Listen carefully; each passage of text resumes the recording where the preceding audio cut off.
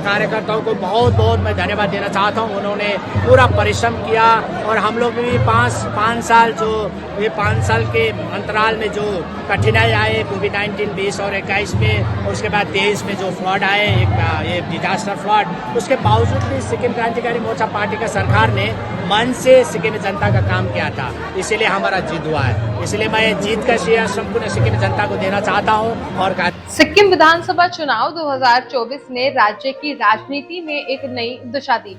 सिक्किम क्रांतिकारी मोर्चा यानी कि एसकेएम ने इस चुनाव में एक शानदार जीत हासिल की है, जिसमें मुख्यमंत्री प्रेम सिंह तमांग का नाम प्रमुखता से उभरा है। तमांग ने न केवल अपने व्यक्तिगत करिश्मे से बल्कि विकास और कल्याणकारी योजनाओं के बल पर अपनी पार्टी को इस उच्चतम शिखर पर पहुंचाया है। 32 विधानसभा सीटों में से 31 सीटें जीतकर एसकेएम ने इतिहास रच दिया है। क्या यह प्रेम सिंह तमांग की करिश्माई नेतृत्व का परिणाम है या फिर सिक्किम के मतदाताओं की बदलती सोच का परिचय? क्या पवन कुमार चामलिंग का 4 दशक लंबा राजनीतिक जीवन अब समाप्ति की ओर है? इन सवालों के साथ हम इस घटनाक्रम का विश्लेषण करेंगे और इसके पीछे की कहानी को समझने की कोशिश करेंगे। तो चलिए शुरू करते हैं। नमस्कार, स्वागत है आपका एयर न्यूज में। आज के मुख्य विषय में हम चर्चा करेंगे सिक्किम विधानसभा चुनाव 2024 के परिणामों और सिक्किम क्रांतिकारी मोर्चा यानी कि एसकेएम की शानदार जीत पर। साथ ही हम जानेंगे कि कैसे मुख्यमंत्री प्रेम सिंह तमांग ने इस जीत को संभव बनाया और इस जीत का सिक्किम की राजनीति पर क्या प्रभाव पड़ेगा। सिक्किम विधानसभा चुनाव 2024 में एसकेएम ने जबरदस्त प्रदर्शन किया, जिसमें मुख्यमंत्री प्रेम सिंह तमांग ने प्रमुख भूमिका निभाई। एसकेएम ने 32 में से 31 सीटें जीतकर एक ऐतिहासिक जीत दर्ज की। इससे पहले 1989 और 2009 में केवल 2 बार ही ऐसी भारी जीत दर्ज की गई थी। आपको बता दें कि प्रेम सिंह तमांग, जिन्हें पीएस गोले के नाम से भी जाना जाता है, उनको एक योग्य संगठनकर्ता, प्रशासक और तेजतर्रा राजनीतिज्ञ माना जाता है। 2017 में भ्रष्टाचार के एक मामले में दोषी ठहराए जाने के बाद तमांग ने 1 साल जेल में बिताया। जेल से बाहर आने के बाद उन्होंने अपनी पार्टी को नया स्वरूप दिया और 2019 में 17 सीटें जीतकर चामलिंग की पार्टी को सत्ता से हटा दिया। चामलिंग, जिन्होंने 5 बार सिक्किम के मुख्यमंत्री के रूप में कार्य किया और इस बार अपने विधायकों के बड़े पैमाने पर पार्टी छोड़ने का सामना करना पड़ा। 10 विधायक भाजपा में शामिल हो गए, जबकि शेष 2 विधायक एसकेएम में शामिल हो गए, जिससे चामलिंग विधानसभा में अपनी पार्टी के एकमात्र प्रतिनिधि रह गए। वैसे प्रेम सिंह तमांग ने अपनी पार्टी को एक नई दिशा दी। जेल से बाहर आने के बाद उन्होंने पार्टी के संगठन को मजबूत किया और कल्याणकारी योजनाओं पर ध्यान केंद्रित किया।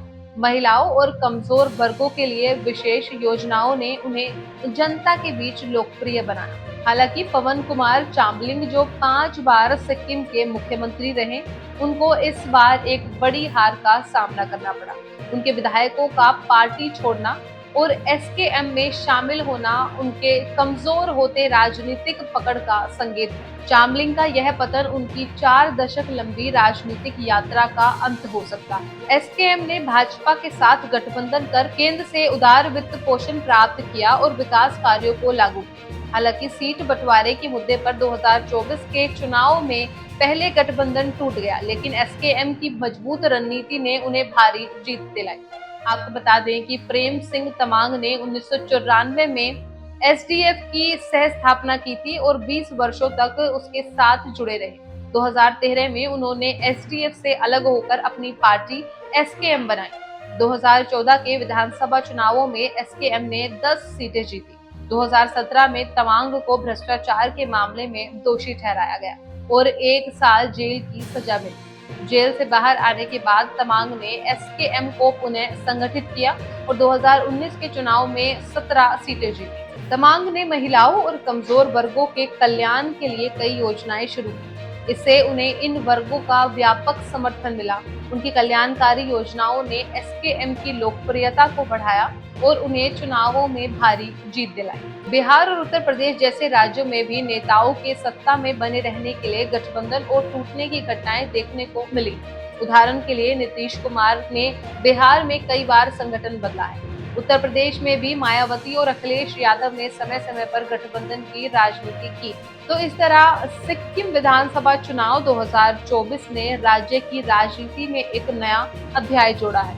प्रेम सिंह तमांग ने अपने करिश्माई नेतृत्व और कल्याणकारी योजनाओं के बल पर एसकेएम को ऐतिहासिक जीत दिलाई। पवन कुमार चामलिंग का पतन सिक्किम की राजनीति में एक महत्वपूर्ण मोड़ है।